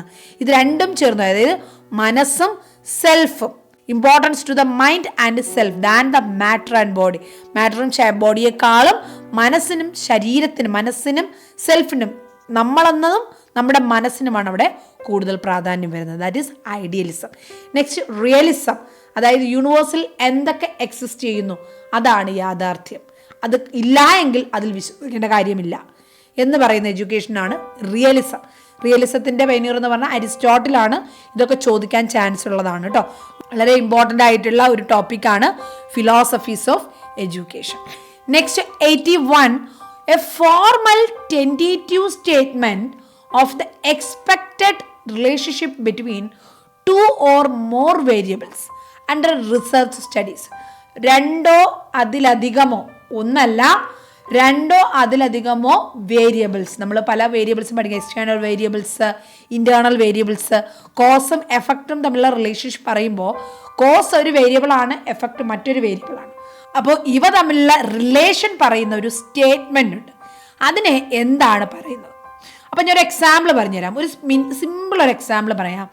Smoking causes cancer. പുകവലിക്കുന്നത് ക്യാൻസറിന് കാരണമാകുന്നു. പുകവലി എന്ന് പറയുന്ന ഒരു വേരിയബിളാണ്, ക്യാൻസർ എന്ന് പറയുന്ന മറ്റൊരു വേരിയബിളാണ്. ഇവ തമ്മിലുള്ള റിലേഷൻഷിപ്പിനെ കുറിച്ച്, അതായിരിക്കാം ക്യാൻസറിന് കാരണം സ്മോക്കിംഗ് ആയിരിക്കാം, അത് തെളിയിക്കുന്നതിന് വേണ്ടിയിട്ടാണ് നമ്മൾ എന്ത് ചെയ്യുന്നത്? റിസർച്ച് ചെയ്യുന്നത്. റിസർച്ച് എന്ന് പറഞ്ഞാൽ റീസെർച്ച്, വീണ്ടും സെർച്ച് ചെയ്യുക. ഒരു കാര്യം നടക്കുന്നതോ നടക്കാവുന്നതോ ആയിട്ടുള്ള ഒരു കാര്യത്തെക്കുറിച്ച് നമ്മൾ വീണ്ടും പഠിക്കുന്നു, റീസെർച്ച് ചെയ്യുന്നു. അതാണ് റിസർച്ച്. അപ്പോൾ നമ്മളൊരു റിസർച്ച് സ്റ്റാർട്ട് ചെയ്യുമ്പോൾ തന്നെ നമ്മൾ അതിനെക്കുറിച്ചൊരു സ്റ്റേറ്റ്മെൻറ്റ് തയ്യാറാക്കും. അതായത് ഇൻക്രീസ്ഡ് ഇൻടേക്ക് ഓഫ്, മറ്റൊരു ഉദാഹരണമാണ്, increased intake of carbohydrate diet during pregnancy causes gestational diabetes. Intake of carbohydrate diet അല്ലെങ്കിൽ increased intake of carbohydrate diet അല്ലെങ്കിൽ ഗ്ലൂക്കോസ് ഇൻടേക്ക്, അതൊരു വേരിയബിളാണ്. ജെസ്റ്റേഷണൽ ഡയബറ്റീസ് മെൽറ്റസ്, അത് മറ്റൊരു വേരിയബിളാണ്. ഇവ തമ്മിൽ ഒരു റിലേഷൻ ഉണ്ടെന്ന് പ്രൂവ് ചെയ്യാൻ വേണ്ടിയിട്ടാണ് നമ്മൾ ഈ ഒരു റിസർച്ച് സ്റ്റഡി നടത്തുന്നത്. അപ്പം നടത്തുന്നതിന് മുന്നേ തന്നെ നമ്മൾ ആ ഒരു സ്റ്റേറ്റ്മെൻറ്റ് തയ്യാറാക്കി വയ്ക്കും. എന്താണ് നമ്മൾ ചെയ്യാൻ പോകുന്നത്, എന്താണ് നമ്മൾ കണ്ടെത്താൻ പോകുന്നത്. ടെൻറ്റേറ്റീവ് സ്റ്റേറ്റ്മെൻറ്റ്, അതിന് എന്ത് പറയുന്നു? റിസർച്ച് പ്രോബ്ലം എന്ന് പറയുമോ, റിസർച്ച് ഡിസൈൻ എന്ന് പറയുമോ, ഹൈപ്പോതെസിസ് എന്ന് പറയുമോ, അബ്സ്ട്രാക്റ്റ് എന്ന് പറയും. ഈസി ആയിട്ടുള്ള ക്വസ്റ്റ്യൻ ആണ്.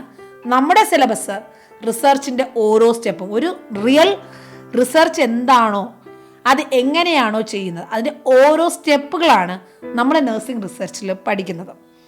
ബേസിക് ആയിട്ട് ഒരു ഇഷ്യൂ ഐഡൻറ്റിഫൈ ചെയ്ത്, റിസർച്ചിൻ്റെ പ്രോബ്ലം ഐഡൻറ്റിഫൈ ചെയ്ത്, അതിൻ്റെ ഹൈപ്പോതെസിസ് തയ്യാറാക്കി, അതിൻ്റെ ഡിസൈൻ തയ്യാറാക്കി, അപ്രോച്ചസിലൂടെ സാമ്പിളിംഗ് നടത്തി, അത് കിട്ടിയ റിസൾട്ട് അനലൈസ് ചെയ്ത് അതിലൊരു ഇൻ്റർപ്രിട്ടേഷൻ നടത്തി റിസൾട്ട് പബ്ലിഷ് ചെയ്യുമ്പോഴാണ് ഒരു റിസർച്ച് കംപ്ലീറ്റ് ആകുന്നത്.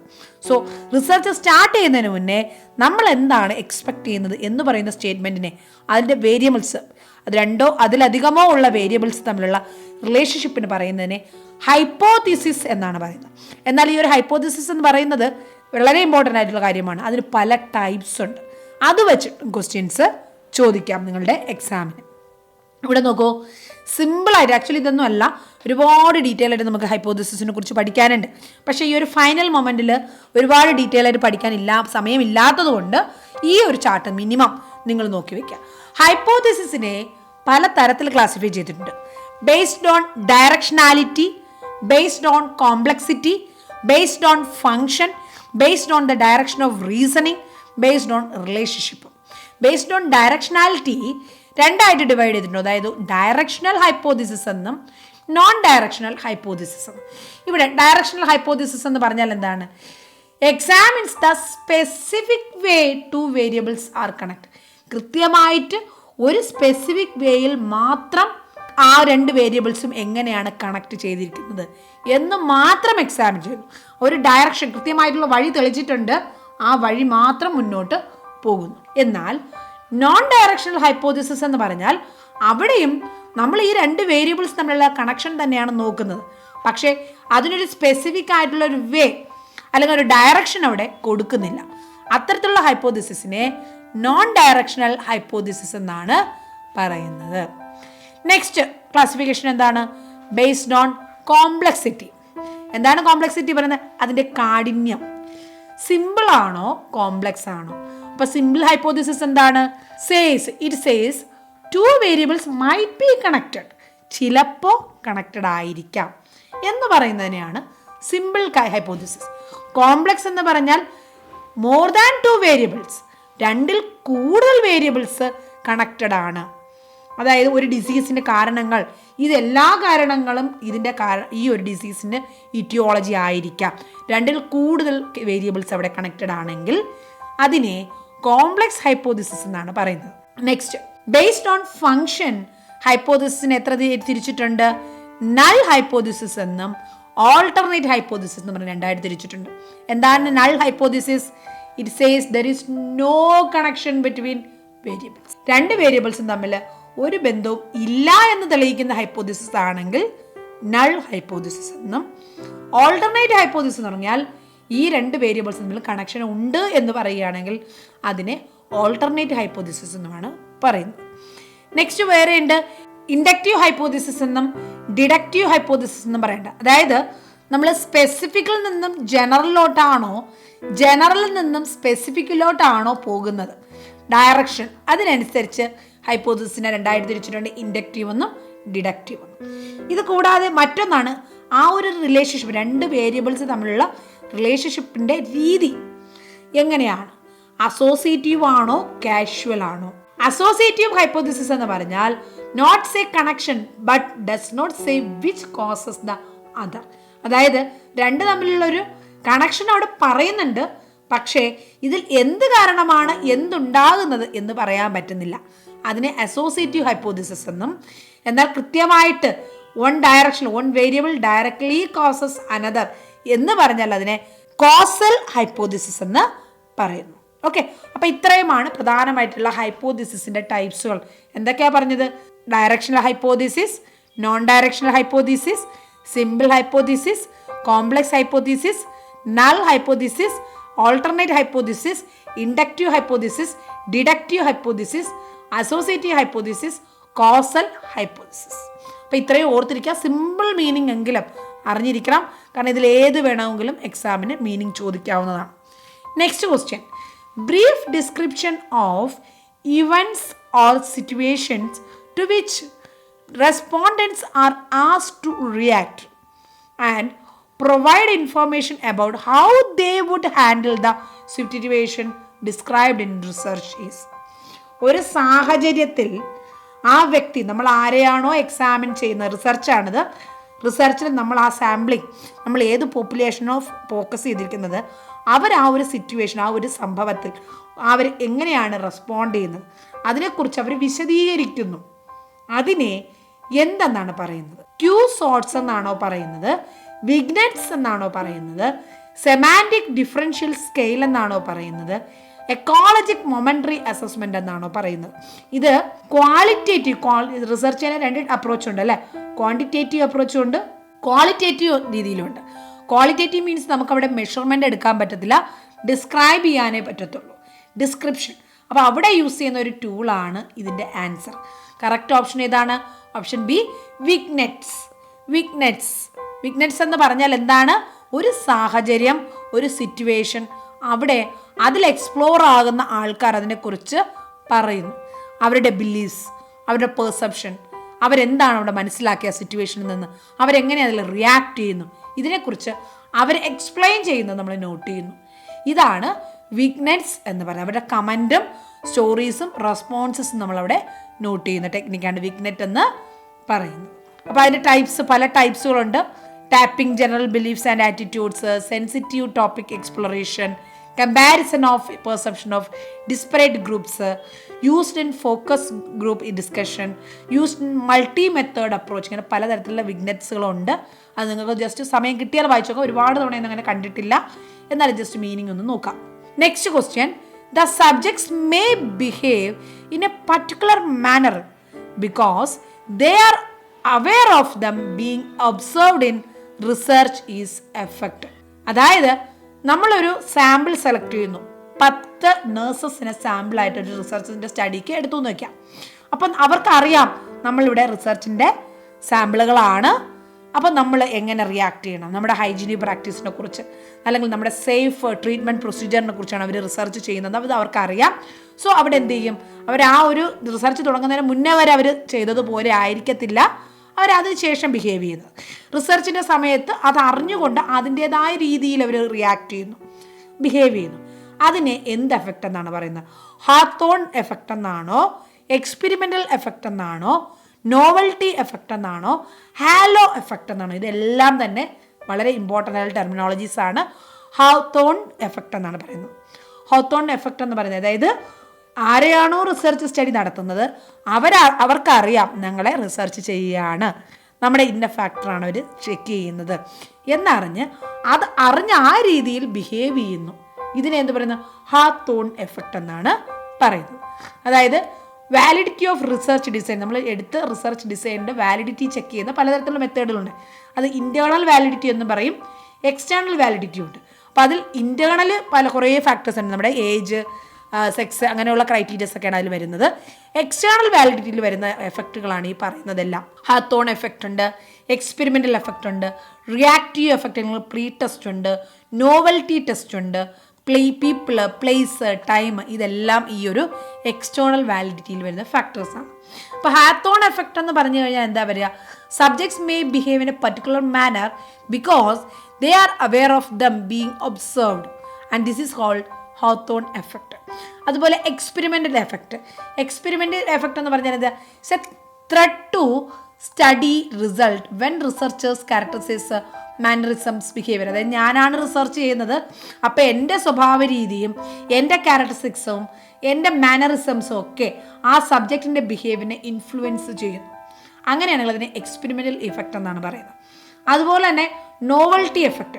വെൻ ട്രീറ്റ്മെൻറ്റ് ഈസ് ന്യൂ, ആദ്യമായിട്ട് ഒരു കാര്യം ഒരാൾ കാണുമ്പോൾ ഉണ്ടാകുന്ന ഒരു അങ്കലാപ്പും ഒരു ടെൻഷനും ഒക്കെ ഉണ്ടാവില്ല, അത് ആ റിസർച്ചിനെ ആ ഒരു സ്വാധീനിക്കും, അതിൻ്റെ സ്റ്റഡിയെ എഫക്റ്റ് ചെയ്യുന്നു.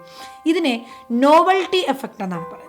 അപ്പോൾ ഇതെല്ലാം നോട്ട് ചെയ്ത് വെക്കുക. ഇതിലേത് വേണമെങ്കിലും ചിലപ്പോൾ സാമ്പിളായിട്ട് എക്സാമിന് മീനിങ് ഇട്ട് ചോദിക്കാവുന്നതാണ്. നമ്മുടെ MCQ ക്വസ്റ്റ്യൻസ് എന്ന് പറയുമ്പോൾ അവിടെ ജസ്റ്റ് ഈ വേർഡുകളുടെ എല്ലാം മീനിങ് മാത്രമേ ചോദിക്കത്തുള്ളൂ. നിങ്ങളോടിത് വാലിഡിറ്റിയുടെ ടൈപ്സ് എഴുതാനോ അല്ലെങ്കിൽ ഇൻറ്റേർണൽ വാലിഡിറ്റിയുടെ ടൈപ്സ് എഴുതാനോ എക്സ്റ്റേണൽ വാലിഡിറ്റിയുടെ ടൈപ്സ് എഴുതാനോ അങ്ങനെ ഒന്നും ചോദിക്കത്തില്ല. എല്ലാത്തിൻ്റെയും മീനിങ് എന്താണെന്ന് അറിയിക്കുക.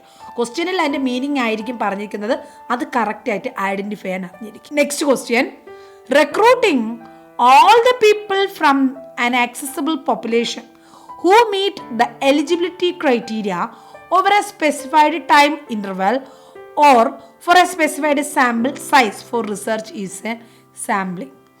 അതായത് എന്താണ് സാമ്പിളിംഗ്? നമുക്കറിയാം, നമുക്ക് റിസർച്ച് ചെയ്യണമെങ്കിൽ സാമ്പിൾ വേണം, ഒരു പൈലറ്റ് സൈഡിൽ നടത്തണം. അപ്പോൾ സാമ്പിൾ അവിടെ സെലക്ട് ചെയ്യണം. സാമ്പിൾ സെലക്ട് ചെയ്യുന്ന മെത്തേഡിനെയാണ് സാമ്പിളിംഗ് എന്ന് പറയുന്നത്. സാമ്പിളിംഗ് നമുക്ക് ഒരുപാട് ടൈപ്സുകളുണ്ട്. ടൈപ്സുകളെല്ലാം ഞാൻ പറഞ്ഞു തരാം. അങ്ങനെ അതിൽ ഒരു സാമ്പിളിങ്ങിൻ്റെ ഡെഫിനിഷനാണ്, ഒരു ടെക്നിക്ക്, ഒരു ടൈപ്പ് സാമ്പിളിങ്ങിൻ്റെ ഡെഫിനിഷനാണ് ഇവിടെ കൊടുത്തിരിക്കുന്നത്. നമ്മളൊരു പോപ്പുലേഷൻ സെലക്ട് ചെയ്യുന്നു, അതിൽ നമ്മൾ പറയുന്ന എലിജിബിലിറ്റി ക്രൈറ്റീരിയ ഉള്ള എല്ലാ വ്യക്തികളെയും, ഒന്നാമത്തെ ആൾ, മൂന്നാമത്തെ ആൾ, എട്ടാമത്തെ ആൾ, അങ്ങനെയൊന്നുമില്ല, ആ ഒരു 1000 പേരുള്ള പോപ്പുലേഷൻ എടുത്തെങ്കിൽ ആ 1000 പേരിൽ ആരൊക്കെ ഈ ഒരു ക്രൈറ്റീരിയ ഫുൾഫിൽ ചെയ്യുന്നുണ്ടോ അവരെ എല്ലാം നമ്മൾ സെലക്ട് ചെയ്യുന്നുണ്ടെങ്കിൽ അത്തരത്തിലുള്ള സാമ്പിളിങ്ങിനെ എന്ത് പറയും? ക്ലസ്റ്റർ സാമ്പിളിംഗ് എന്ന് പറയുമോ, സ്ട്രാറ്റിഫൈഡ് സാമ്പിളിംഗ് എന്ന് പറയുമോ, സിസ്റ്റമാറ്റിക് സാമ്പിളിംഗ് എന്ന് പറയുമോ, കോൺസിക്യൂട്ടീവ് സാമ്പിളിംഗ് എന്ന് പറയും. Correct option D, consecutive sampling ആണ്. ഒരു സാമ്പിൾ, ഒരു പോപ്പുലേഷനിൽ നമ്മൾ സാമ്പിളിംഗ് സെലക്ട് ചെയ്യുമ്പോൾ അവിടെ എലിജിബിലിറ്റി ക്രൈറ്റീരിയ ഫുൾഫിൽ ചെയ്യുന്ന എല്ലാവരെയും സെലക്ട് ചെയ്തിരുന്നത് കോൺസിക്യൂട്ടീവ് സാമ്പിളിംഗ് ആണ്. പ്രധാനമായിട്ട് സാമ്പിളിംഗ് ടെക്നിക്ക് 2 തിരിച്ചിട്ടുണ്ട്. Probability sampling technique, non probability sampling technique. Nursing റിസർച്ചിൻ്റെ ഒരു ഫേവറേറ്റ് ടോപ്പിക്കാണ്, ക്വസ്റ്റ്യൻസ് വരാറുള്ള ഒരു ഏരിയ ആണ് സാമ്പിളിംഗ്. Usually simple random, stratified random, cluster, sequential, purposive, ഇങ്ങനെയൊക്കെ ഉള്ള കോട്ട സാമ്പിളിംഗ്, ഇതിൽ നിന്നൊക്കെയായിരുന്നു ക്വസ്റ്റ്യൻ വന്നുകൊണ്ടിരുന്നത്. ഇപ്പോൾ എല്ലാ മൈന്യൂട്ടായിട്ടുള്ള ഏരിയകളിൽ നിന്നും ക്വസ്റ്റ്യൻസ് സ്റ്റാർട്ട് ചെയ്തിട്ടുണ്ട്. എല്ലാത്തിൻ്റെ മീനിങ് അറിഞ്ഞിരിക്കുക. പ്രോബബിലിറ്റി എന്ന് പറഞ്ഞു കഴിഞ്ഞാൽ എന്താണ്? Non probability. പ്രോബബിലിറ്റി എന്ന് പറഞ്ഞാൽ ഈച്ച് ആൻഡ് എവറി സാമ്പിൾ അല്ലെങ്കിൽ each and every element of the population having equal opportunity to get selected ആകാനുള്ള ചാൻസ് ഓരോ വ്യക്തിക്കും അവിടെ ഉണ്ടെങ്കിൽ അതിനെ പ്രോബബിലിറ്റി സാമ്പിളിംഗ് എന്നാണ് പറയുന്നത്. അങ്ങനെ കൃത്യമായിട്ട് ചാൻസ് പറയുന്നില്ലെങ്കിൽ നോൺ പ്രോബബിലിറ്റി സാമ്പിളിംഗ് എന്നാണ് പറയുന്നത്. പ്രോബബിലിറ്റി തന്നെ മെയിനായിട്ട് 5 എണ്ണം പറയുന്നുണ്ട്. Simple random, stratified random, systematic random, cluster or multi stage sampling, sequential sampling. Non probability ആണെങ്കിൽ purposive, convenient, consecutive, quota sampling, snowball sampling. അപ്പോൾ ഇതിൻ്റെ എല്ലാം ഡെഫിനിഷൻ ഞാൻ ഇവിടെ കൊടുത്തിട്ടുണ്ട്. ഇതുവരെ സാമ്പിളിംഗ് പഠിക്കാത്തവർക്ക് ഇത് ഉപയോഗിച്ച് പഠിക്കാം. എന്തായാലും ഇതിൻ്റെ മീനിങ്, എങ്ങനെയാണിത് ചെയ്യുന്നത് അത് നിങ്ങൾ അറിഞ്ഞിരിക്കണം. ആ ഒരു സ്റ്റേജ് ബൈ സ്റ്റേജ് ആയിട്ട് എങ്ങനെ ചെയ്യുന്നു, അല്ലെങ്കിൽ റാൻഡം ആയിട്ട് എങ്ങനെയാണ് സെലക്ട് ചെയ്യുന്നത്, അതിൻ്റെ പ്രത്യേകതകൾ എന്തൊക്കെയാണ്, ഇത് വെച്ചിട്ട് ക്വസ്റ്റ്യൻസ് ചോദിക്കാറുണ്ട്. അതിൻ്റെ എല്ലാ ടൈപ്സും ഞാൻ കൊടുത്തിട്ടുണ്ട്. Probability, non probability. ഇവിടെ കോൺസിക്യൂട്ടീവ് നോക്കൂ. Pickup all the available subjects who are meeting the present inclusion and exclusion criteria. അതിലുള്ള എല്ലാ ക്രൈറ്റീരിയസ് ഫുൾഫിൽ ചെയ്യുന്ന എല്ലാവരെയും സെലക്ട് ചെയ്യുന്നുണ്ടെങ്കിൽ അതിനെ കോൺസിക്യൂട്ടീവ് സാമ്പിളിംഗ് എന്ന് പറയും. Next question, ethical principle that empower persons to make free decision can be implemented by. നമ്മൾ നഴ്സിംഗിൽ ഒരുപാട് എത്തിക്കൽ പ്രിൻസിപ്പിൾസ് പഠിക്കുന്നുണ്ട്. ജസ്റ്റിസ്, വെറാസിറ്റി, ട്രസ്റ്റ് വർത്തിനെസ്, അതുപോലെ ബെനിഫിഷ്യൻസ്, മാലെഫിഷ്യൻസ്, ഒരുപാട് ഓട്ടോണമി, അതെല്ലാം എത്തിക്കൽ പ്രിൻസിപ്പിൾസ് ആണ്. അതിൽ ഇവിടെ പറഞ്ഞിരിക്കുന്നത് റിസർച്ചിലുള്ള പ്രിൻസിപ്പിളിനെ കുറിച്ചാണ്. റിസർച്ചിൽ പലതരത്തിലുള്ള പ്രിൻസിപ്പിൾസ് ഉണ്ട്. ഏതൊരു വ്യക്തിക്കും തീരുമാനങ്ങൾ എടുക്കാനുള്ള അവകാശമുണ്ട്. ഫ്രീ ഡിസിഷൻ എടുക്കാനുള്ള ഒരു വ്യക്തിയുടെ അവകാശത്തിനെ എംപവർ ചെയ്യുന്ന, അതിനെ പ്രോത്സാഹിപ്പിക്കുന്നു. ആ ഒരു അത്തരത്തിലുള്ള എത്തിക്കൽ പ്രിൻസിപ്പിൾ എങ്ങനെയാണ് നടപ്പിലാക്കുന്നത്, ഏത് ടെക്നിക്കിലൂടെയാണ് നമ്മൾ നടപ്പിലാക്കുന്നത്? ഓപ്ഷൻസ് പറഞ്ഞിരിക്കുന്നത് കൺസെൻറ്റ്, മാച്ചിങ്, റാൻഡമൈസിങ്, കോൺഫൗണ്ടിങ്. ഏതാണ് കറക്റ്റ് ഓപ്ഷൻ എന്ന് പറയുന്നത്? That is easy, consent. കാരണം ഒരു ഡോക്ടർ ഒരു കാര്യം, അല്ലെങ്കിൽ ഒരു റിസർച്ചർ ഒരു കാര്യം അതിൽ സാമ്പിളായിട്ടുള്ള ഒരു വ്യക്തിയോട് അല്ലെങ്കിൽ എലമെൻറ്റിനോട് എക്സ്പ്ലെയിൻ ചെയ്യും. സോ ആ എക്സ്പ്ലനേഷൻ കഴിഞ്ഞാൽ ആ സാമ്പിളിനെ തീരുമാനിക്കാം. They are free to take decision. അതിൽ പാർട്ടിസിപ്പേറ്റ് ചെയ്യണമോ വേണ്ടയോ, അവർക്ക് അതിനുള്ള അവകാശമുണ്ട്. അത് ആ ഒരു അനുവാദമുണ്ടെങ്കിൽ, അവർ സമ്മതമാണെങ്കിൽ അവരെന്ത് ചെയ്യും? കൺസെൻറ്റ് നമുക്ക് തരും. അപ്പോൾ അത് നടപ്പിലാക്കുന്ന ഏത് ടെക്നിക്ക് വഴിയാണ്? കൺസെൻറ്റ് എന്ന ടെക്നിക്ക് വഴിയാണ് നടപ്പിലാക്കുന്നത്. സോ അതിനെക്കുറിച്ച് ഇവിടെ കൊടുത്തിട്ടുണ്ട്, ഇൻഫോംഡ് കൺസെൻറ്റ്. ഓക്കെ, അതായത് ഇവിടെ എന്ത് ചെയ്യുന്നു? Individuals freedom of choice and respect for individuals autonomy and given voluntarily to participate research or not. റിസർച്ചിൽ പങ്കെടുക്കണോ വേണ്ടയോ എന്നുള്ളത് അവർ സ്വയം ആ ഒരു പൂർണ്ണ സ്വാതന്ത്ര്യത്തോടു കൂടി അവരവിടെ തീരുമാനിക്കും. അതിനെയാണ് കൺസെൻറ്റ് എന്ന് പറയുന്നത്. Next question, the qualitative research approach is to trace out precisely the live experience of people in research. അല്ലേ, ക്വാളിറ്റേറ്റീവ് റിസർച്ചിൻ്റെ ക്വാളിറ്റേറ്റീവ് റിസർച്ചിൻ്റെ അപ്രോച്ചസുകൾ പല ടൈപ്പ് ഉണ്ട്. അതിൽ ലൈവ് റിയൽ എക്സ്പീരിയൻസിൻ്റെ ട്രേസ് ഔട്ട് ചെയ്യുന്ന അപ്രോച്ച് ഏതാണെന്ന് ചോദിക്കുന്നത്. ഗ്രൗണ്ടഡ് തിയറി ആണോ, എത്നോഗ്രഫിക് ആണോ, ഫിനോമെനോളജിക്കൽ ആണോ, ഹിസ്റ്റോറിക്കൽ ആണോ? This is also very important. Correct option C, ഫിനോമെനോളജിക്കലാണ്. ലൈവ് എക്സ്പീരിയൻസിൽ നിന്നുമുള്ള ക്വാളിറ്റേറ്റീവ് റിസർച്ച് അപ്രോച്ച് അത് ഫിനോമെനോളജിക്കലാണ്. ഇവിടെ അതിൻ്റെ അപ്രോച്ചസ് എല്ലാം കൊടുത്തിട്ടുണ്ട്. റിസർച്ച് ഡിസൈൻ, ഫിനോമെനോളജിക്കൽ ഡിസൈൻ എന്താണ്, എത്നോഗ്രഫിക്കൽ എന്താണ്. ഫിനോമെനോളജിക്കൽ എന്ന് പറഞ്ഞാൽ it may be used if the researcher is interested in the description of experiences of the people. Real experience, tsunami ഡിസാസ്റ്ററിൽ സർവൈവ് ചെയ്ത ആൾക്കാരോട് അവരുടെ എക്സ്പീരിയൻസ്, റിയൽ എക്സ്പീരിയൻസ് ആണത്. ആ എക്സ്പീരിയൻസിനെ കുറിച്ച് നമ്മൾ അവരോട് ഡിസ്ക്രൈബ് ചെയ്യാൻ പറയുന്നു. അത് ഫിനോമെനോളജിക്കൽ ഡിസൈനാണ്. എന്നാൽ എത്നോഗ്രാഫിക് എന്ന് പറഞ്ഞാൽ എന്താണ്? നമ്മൾ പഴയ കാലത്തുള്ള കൾച്ചറൽ ഗ്രൂപ്പുകളിൽ നിന്ന് collection and analysis of data about cultural groups, അതാണ് എന്ത് പറയുന്നത്, എത്നോഗ്രഫിക്കൽ എന്ന് പറയാം. അങ്ങനെ എല്ലാ ടൈപ്പും ഉണ്ട്. ഗ്രൗണ്ട് തിയറി ഉണ്ട്, കേസ് സ്റ്റഡി ഉണ്ട്, ഹിസ്റ്റോറിക്കൽ ഉണ്ട്, ആക്ഷൻ റിസർച്ച്, അങ്ങനെ പല ടൈപ്സുകളുണ്ട്.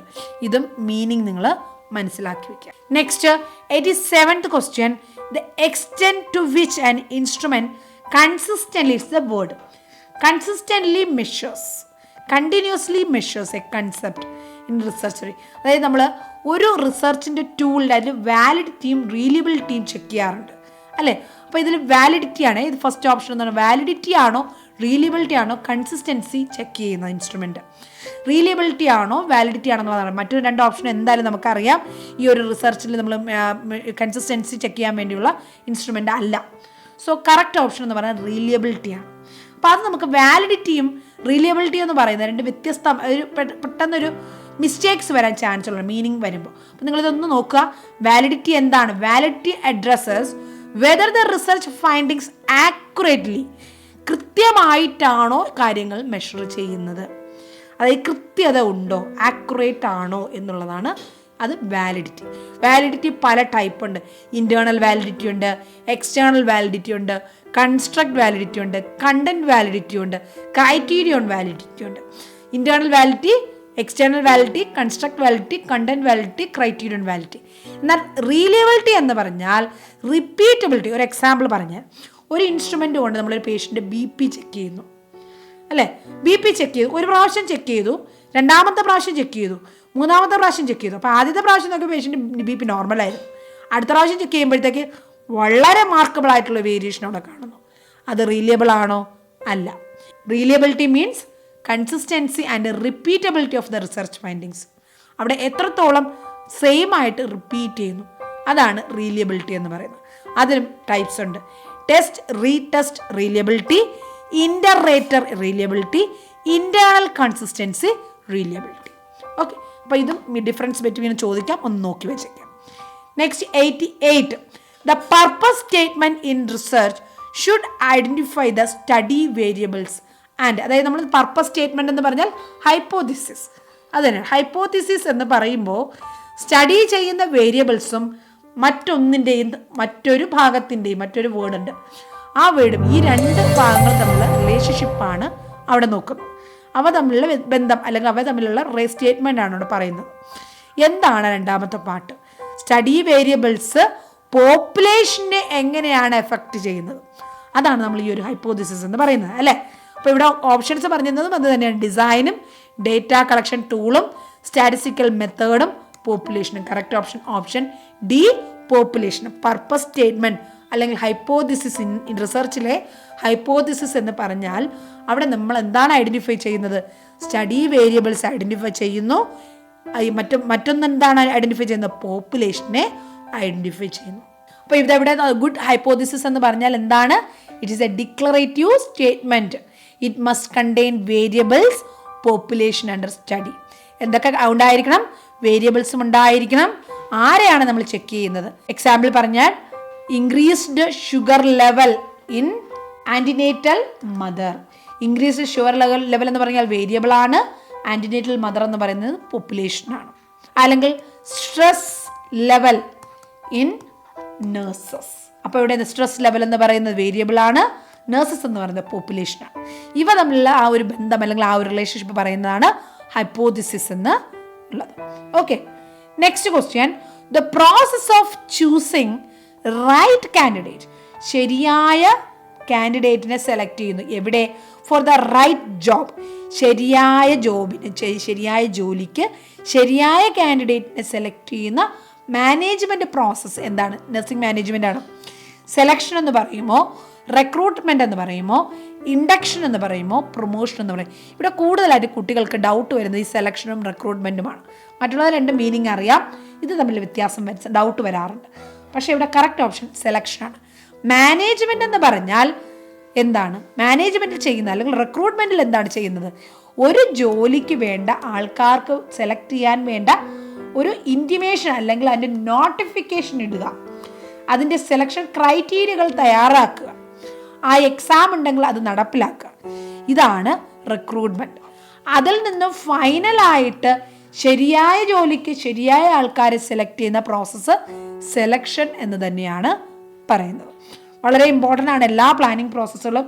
അത് നന്നായിട്ട് പഠിക്കും. Staffing, planning, types of planning, types of staffing, directing, leadership, ഇതെല്ലാം നന്നായിട്ട് നോക്കി വയ്ക്കുക. ക്വസ്റ്റ്യൻസ് ഉണ്ടാവും. അതുപോലെ തന്നെ ലീഡർഷിപ്പിൻ്റെ സ്റ്റൈലുകൾ, types of leadership style, where the leaders seek opinions and suggestions from followers in management process. Management പ്രോസസ്സിൽ ഫോളോവേഴ്സിൻ്റെ അല്ലെങ്കിൽ ജൂനിയേഴ്സിൻ്റെ അല്ലെങ്കിൽ സബോർഡിനേറ്റ്സിൻ്റെ ഒപ്പീനിയനും സജഷൻസും സ്വീകരിക്കുന്ന ലീഡർഷിപ്പ് സ്റ്റൈല് ഏതാണ്? അതോറിറ്റേറിയൻ സ്റ്റൈലാണോ, ലേസസ് ഫെയർ സ്റ്റൈലാണോ, ബ്യൂറോക്രാറ്റിക് സ്റ്റൈലാണോ, ഡെമോക്രാറ്റിക് സ്റ്റൈലാണോ? So the correct option is democratic. അതായത് എല്ലാവർക്കും അവിടെ തുല്യ പ്രാധാന്യം കൊടുക്കുന്നു. ഓരോ ലെവലിലുള്ള ജോലിക്കാരുടെയും അഭിപ്രായങ്ങളും ഒപ്പീനിയൻസും സജഷൻസും ഒപ്പീനിയൻസും ഒക്കെ ഉൾപ്പെടുത്തിയിട്ട് നേതാക്കന്മാർ തീരുമാനം എടുക്കുന്നതിനെയാണ് ഡെമോക്രാറ്റിക് സ്റ്റൈൽ എന്ന് പറയുന്നത്. വളരെ ഇമ്പോർട്ടൻ്റ് ആയിട്ടുള്ള മറ്റൊരു ടോപ്പിക്കാണ് ഈ ഒരു ലീഡർഷിപ്പ് സ്റ്റൈല്. അത് നോക്കി വയ്ക്കാം. അപ്പോൾ നമ്മൾ ഇന്നത്തെ ഈ ഒരു ക്ലാസ്സിൽ പ്രധാനമായിട്ട് എഡ്യൂക്കേഷൻ, മാനേജ്മെൻറ്റ്, റിസർച്ച്, ഈ 3 സ്പെഷ്യാലിറ്റി സബ്ജക്ട്സിലുള്ള ക്വസ്റ്റ്യൻസാണ് കൂടുതലും ഡിസ്കസ് ചെയ്തത്. പിന്നെ കുറച്ച് OBG ക്വസ്റ്റ്യൻസ് പറഞ്ഞത് മറക്കണ്ട. It's very very important part. Minimum 10 to 15 questions നിങ്ങൾക്ക് ഈ ഒരു സ്പെഷ്യാലിറ്റി സബ്ജക്ട്സിൽ നിന്ന് എക്സാമിന് കിട്ടും. അതിൽ എത്രത്തോളം മാർക്ക് നിങ്ങൾക്ക് കിട്ടുന്നോ അതിനനുസരിച്ചാണ് നിങ്ങളുടെ സ്കോറ് കൂട്ടാൻ പോകുന്നത്. ബാക്കിയുള്ള നഴ്സിംഗ് സബ്ജക്ട്സിൻ്റെ ക്വസ്റ്റ്യൻസ് ഒരുവിധമുള്ള എല്ലാവരും നന്നായിട്ട് പഠിച്ചിട്ട് വരുന്നതാണ്. സോ മാക്സിമം ക്വസ്റ്റ്യൻസ് നിങ്ങൾ ഒരുപാട് ഇനി ഉള്ള 2 ദിവസം ടെക്സ്റ്റ് ബുക്ക് ഒന്നും വായിച്ച് സമയം കളയാതെ മാക്സിമം ഫ്രീക്വൻലി ചോദിച്ച ക്വസ്റ്റ്യൻസ് നോട്ട് ചെയ്ത് പഠിക്കുക. അതിലേതൊക്കെയാണ് കറക്റ്റ് ഓപ്ഷൻസ് വരുന്നത്, ഏതൊക്കെ ഏരിയയിൽ നിന്നാണ് ക്വസ്റ്റ്യൻസ് വന്നിരിക്കുന്നത്, അത് മാത്രം ഫോക്കസ് ചെയ്യാൻ ശ്രമിക്കുക. അപ്പോൾ എല്ലാവരും നന്നായിട്ട് പഠിക്കുക, മാക്സിമം ടൈം യൂട്ടിലൈസ് ചെയ്യുക. വീഡിയോ യൂസ്ഫുൾ ആയെങ്കിൽ വീഡിയോ ലൈക്ക് ചെയ്യുക. അതുപോലെ തന്നെ നിങ്ങളുടെ സജഷൻസ് നമ്മുടെ തുടർന്നും ഇനി നിങ്ങൾക്ക് DMEയും APN-ഉം നഴ്സിംഗ് ട്യൂട്ടറും DHS-ഉം നോർസെറ്റിനൊക്കെ സഹായിക്കുന്ന ഒരുപാട് ഇമ്പോർട്ടൻറ്റ് ക്വസ്റ്റ്യൻസ് നമ്മുടെ യൂട്യൂബ് ചാനലിൽ നമ്മൾ ഡിസ്കസ് ചെയ്യും. അപ്പോൾ എല്ലാവരും തുടർന്നും വീഡിയോസ് കാണുക. യൂസ്ഫുൾ ആയാൽ ലൈക്ക് ചെയ്യുക. നിങ്ങളുടെ ചാനൽ സബ്സ്ക്രൈബ് ചെയ്തിട്ടില്ലെങ്കിൽ സബ്സ്ക്രൈബ് ചെയ്യുക. അപ്പോൾ എല്ലാവരും നന്നായിട്ട് പഠിക്കുക. Thank you for watching. Bye bye.